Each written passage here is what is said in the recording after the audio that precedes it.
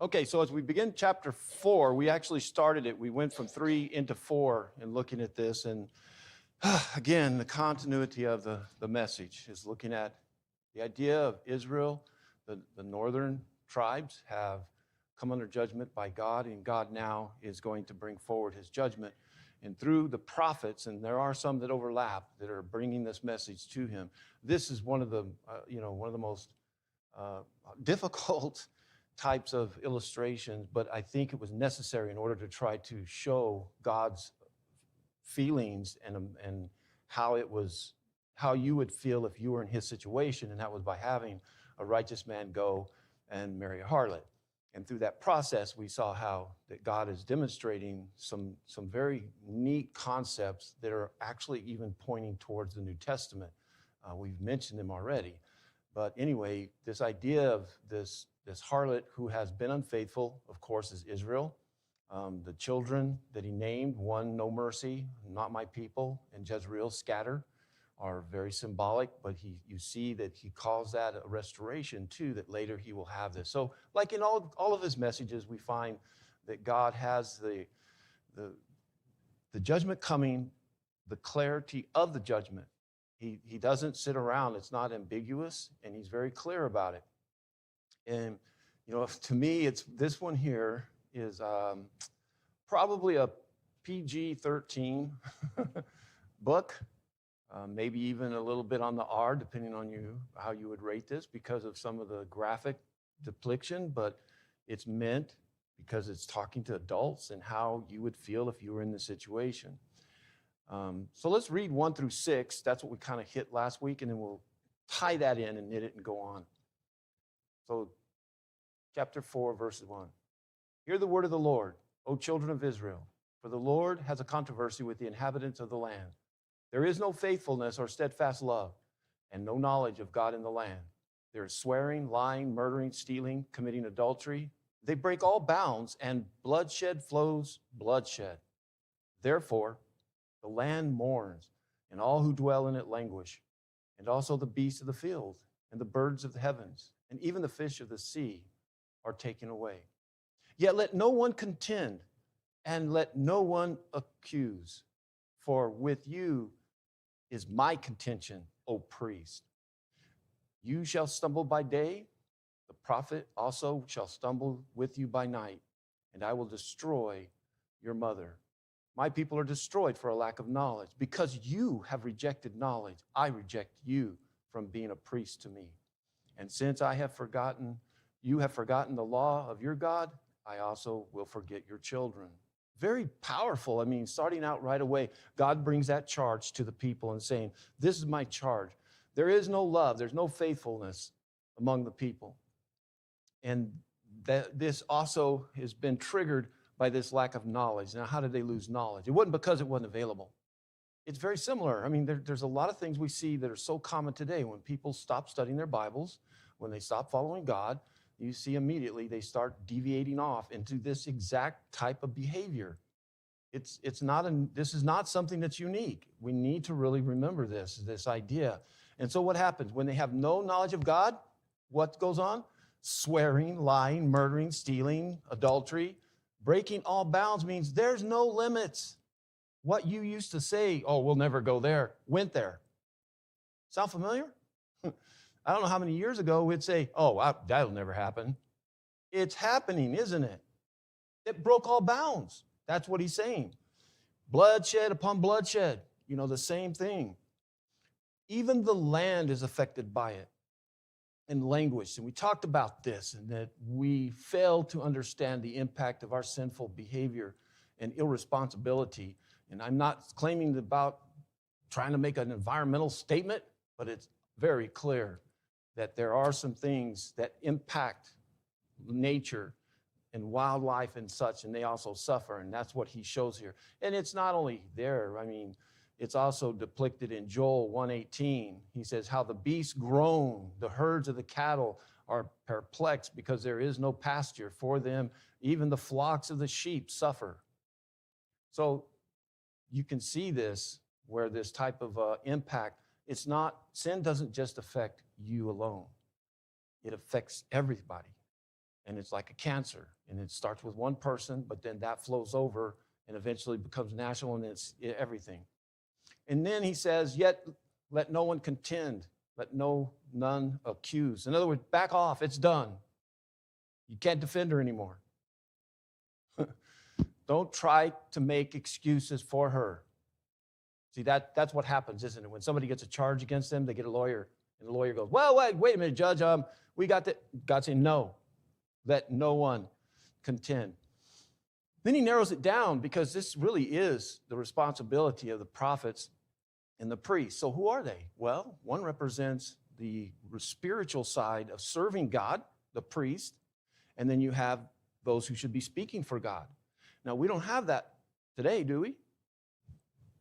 Well, the spiritual side, we are all priests. And so we are ministering to God through Christ, and so it's there. But the prophet is the one who is speaking for God. So people who are teaching God's word, preaching, teaching, whatever it might be, is speaking for God. So when somebody takes that word and alters it, changes it, this is exactly what they're doing. One, the people don't have knowledge. You know, we have a lot of people around this country and around the world that claim to be very, very religious, but they're ignorant when it comes to, honestly, God's word. Some deliberate, some through deception, but they don't know God's word. Sometimes I'll talk to people, and they're good people and stuff, but, you know, when you ask them about a particular verse or you bring up some concept, they kind of stumble. Oh, well, I'm not too sure about it. And I'm going, where's your teacher? Where are you seeking this knowledge? Because if you don't have the knowledge, what happens? That's what he's showing. So that's what's happened. Now, he links this because of the priests as well, but he also then points in this idea. He says, I reject you from being a priest to me. Now, the irony is here, they didn't really have any good priesthood. Did they? No, because they're Israel. They're the northern kingdom. They had set up false worship. And so, but the effect of it, this is what he's kind of showing that gets a little foggy to us, is since you have forgotten the law, in other words, you don't have the law, you don't have this knowledge, that impact of the priesthood in this is also going to impact your children. Not that God, sometimes we read this and we look like God is just automatically passing the sin on to the children. What he's saying is your sin, because you have forgotten the law, then that law is going to be lost, and it's going to impact the children as well. So now we come into this, and so he's still bringing up this charge against them, picking up in 7, and this is where we'll go tonight. So that brings us up. The more they increase, the more they sinned against me, I will change their glory into shame. They feed on the sin of my people. They are greedy for their iniquity. And it shall be like people, like priests. I will punish them for their ways and repay them for their deeds. They shall eat, but not be satisfied. They shall play the whore, but not multiply, because they have forsaken the Lord to cherish whoredom, wine, new wine, which take away understanding. So the irony is they thought, remember the illustration in the earlier chapters where he describes that Gomer, his wife, had gone off and was playing the harlot, which means she's worshiping false gods. And she thought that everything that she was prospering from those gods were from those gods, everything she was getting from them. And it's not. And God, the husband, says the irony is it comes from me. And they don't get the idea that everything that they get is only from God himself, but you pervert it and you change that. And so the more they increase, the more they sin against God. It's not against individuals, it's against God, what they're doing. And so going from what would be the opposite of shame, honor, privilege, he said, I'm taking that away from you. Now, as an Israelite, what does that mean? You're losing all your inheritance. I'm taking away that relationship. I'm destroying everything there because of that. So I'm going to put you back into a shameful state. Remember earlier also in Hosea, he described this relationship, that how if she did not stop her whoremongering, that he was going to strip her naked and put her back into the wilderness. This idea of putting her back in a condition which was very similar to the way that God had brought them out. that she was without anything and God had given her everything, and that was that relationship. And we see the same thing, that he is going to basically take everything away from it. He says they feed on the sin of my people. The priest, it's kind of ironic, but, well, no, it's not. It's not ironic. It's not even funny. But we've seen situations where doctors have ordered more and more medical things on people to make money to file on the insurances. And it happened here in town. Why? Because they profit. They profit from your illness, right? I mean, the more you can get them to come to the doctor, oh, you need to follow up in 2 days. Get another copay. You get another, they get to bill the insurance again. So the sicker you are, the more the doctor kind of profits from your illness.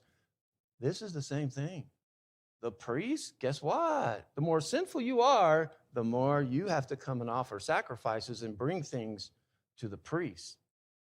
It's kind of a dual way of showing that they were prospering off of sin and all the other aspects of, the repressiveness and things. But the priests themselves, where did all these sacrifices go? It went to the priest. And so that was one thing. They're greedy for their iniquity. And so he said, I will punish them for their ways. I'm going to repay them for everything they've done. I'm going to hold them accountable. This idea of somebody being able to eat and not be satisfied is a terrible thing. I mean, it's dangerous, because a person can completely overeat and gorge themselves with food. But this idea that they're never going to be satisfied, that's what he's talking about. There's no satisfaction. When he says that about this idea of playing the whore, is talking about idol worship. That's what he's talking about. So when you hear that, because that is an unfaithful act to another god. That's what they were doing. You have forsaken him, and so that's what you have gone off. You shall play that, but you're not going to see any multiplying. Now, so the god that they worshipped a lot was Ashtarti, and she was a god of fertility.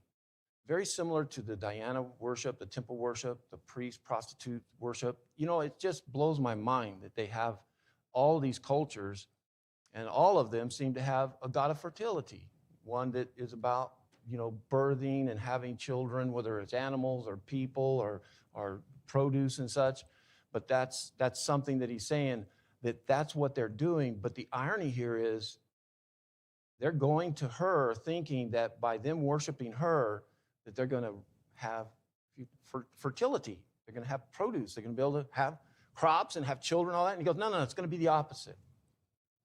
No, you're actually going to be barren because of this. And so he said, because they have forsaken the Lord, and what did they cherish more? That idol worship, the intoxication, and what happens? This is proverbial.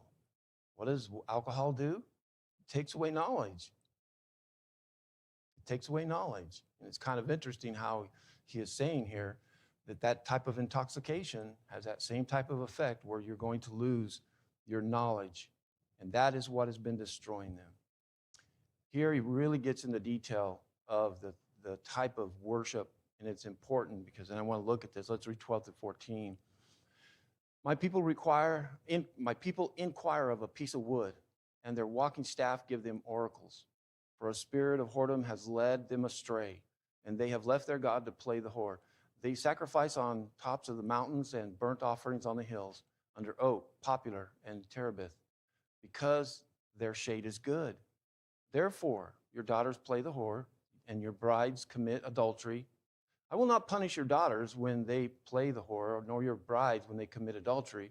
For the men themselves go aside with prostitutes and sacrifice with cult prostitutes, and a people without understanding shall come to ruin. You hear that last part? Grab that. You hear this common theme, knowledge? They are substituting. So let's talk about idol worship, because we today, I think, miss out the understanding and the danger of idol worship. I always thought, grew up, and that idols, you look at the Greek gods, you look at the Roman gods, you look at all the gods of Baal and Ashtaroth and the Egyptian gods and the birds and all these things, and you see them, and we look at them and we kind of mock them. Yeah, come on, Yeah, if I lived 2,000, 3,000 years ago, I was so uneducated and enlightened, my wisdom, I would have probably followed after a bird. Somehow we think that those societies were just so much more ignorant. I mean, who in the world? Come on, really? You're going to follow after something that's got a crocodile body and the head of this? And we do, don't we? We mock them. Why are we so much smarter? Why do we think that? When we look at it, we distance ourselves in thinking, oh, well, we don't have idol worship. And I've heard hundreds of sermons on idol worship, but I don't think that we're grasping the influence of idol worship today. What is going on? The devil is crafty. Never forget that. The devil is not on vacation or on hibernation. He's not waiting. Peter said he's like a roaring lion. He is attacking. He is looking. He's deceiving constantly. And through those gods, he had deceived people into worshiping different aspects of nature of itself. If you look at those, all those are nature. There's some form of nature that they've taken and created a god to represent those. And they then captured the attention away towards the God of water, the God of the skies, the God of fertility, the God of this, whatever it was. And they saw that. But it was a deception because, you know what? It's hard to argue with a God because we had a drought and then say, well, the God of the drought's just angry with us. And they justified it. And so they put power into it. And it gave that type of credence. And I really do. I think that, what happens? You know how the crafty devil does? Is he modernizes with us. He modernizes with us. He knows we're not going to sit there and most of us follow after certain little idols or things. But there's still a bunch that do, don't they? They have idols. There's a lot of idols around the world that people still worship and revere as something powerful. But the other half don't see the idols that they're worshiping. And so we look at them and says, they inquire of a piece of wood. Their walking staffs are speaking to them. And then we see this concept of these oracles that would get under the influence of some form of an intoxicant and then speak some words and stuff. And they believed them. They believed that was something that was happening. The Greeks, even the Egyptians had this type of influence where they would listen to them, this type of oracles. But it wasn't God. It wasn't God that they're talking to. You look around the world, hilltops, these types of worship, these idols, they all have a commonality to them. And it comes from one deceptive source. And that's what these people have come up. Does this sound like God's people? That's what I want to ask. It's kind of like, when I look at this and read some of I keep saying that word over and over again about a woman with a prostitute, you keep bringing that up and you listen to, he says, what are you doing? You're going with these prostitutes and you're worshiping. You're calling that righteousness. But from the beginning, you know that was wrong. Where in the world can you ever interpret the Mosaic law? Just go south a little bit, guys, talking to the Israelis. And is there anything in the Mosaic law that would come close to having temple prostitution? And so you go, no.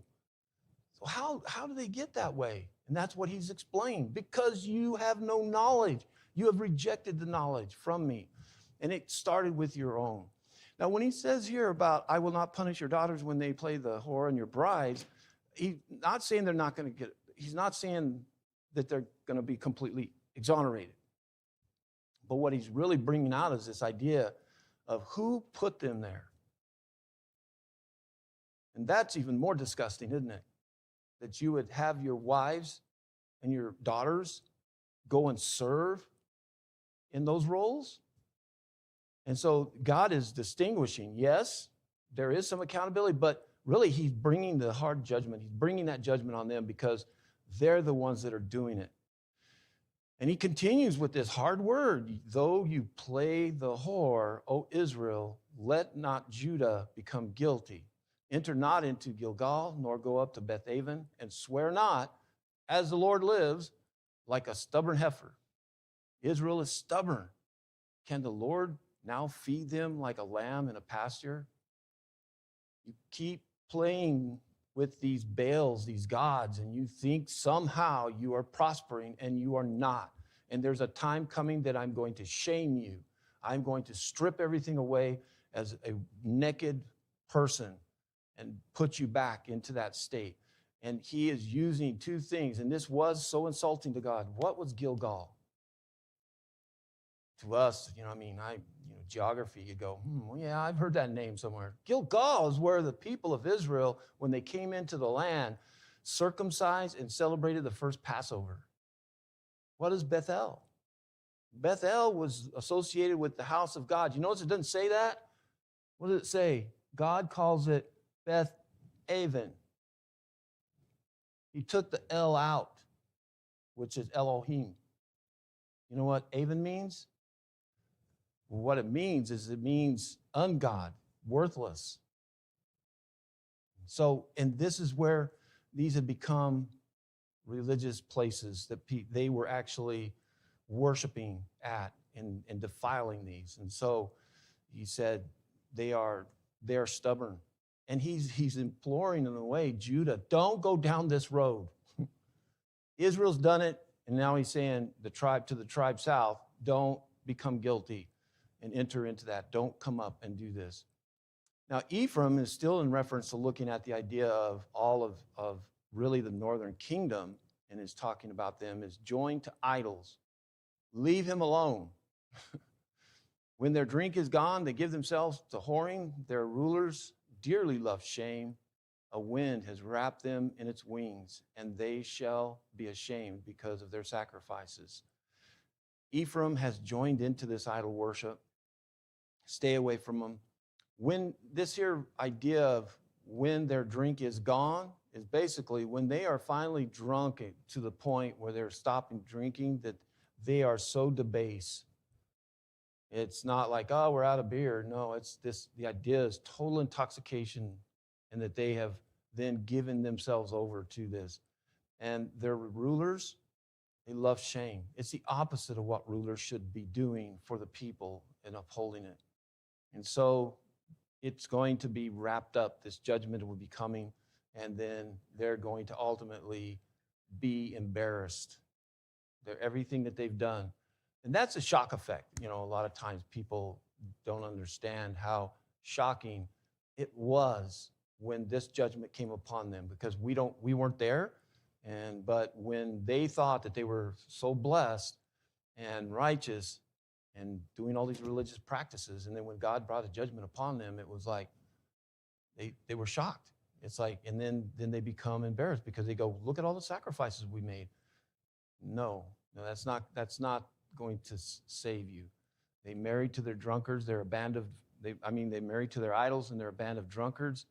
And what is the wind idea? Carried away, being carried away. Okay, I know we kind of went through that fairly fast, but looking at this chapter, we're going to jump into chapter 5 next week. And every time that we go to conclude our services, we always want to give an opportunity to anyone who has a need spiritually, physically, or anything, to let it be known so that we can help minister to them. If somebody's online and they'd like to know more about how to become a Christian, we hope that you'd reach out as well and contact us. We'd love to study with you. If there's anything else, let us know while we stand and sing the invitation song.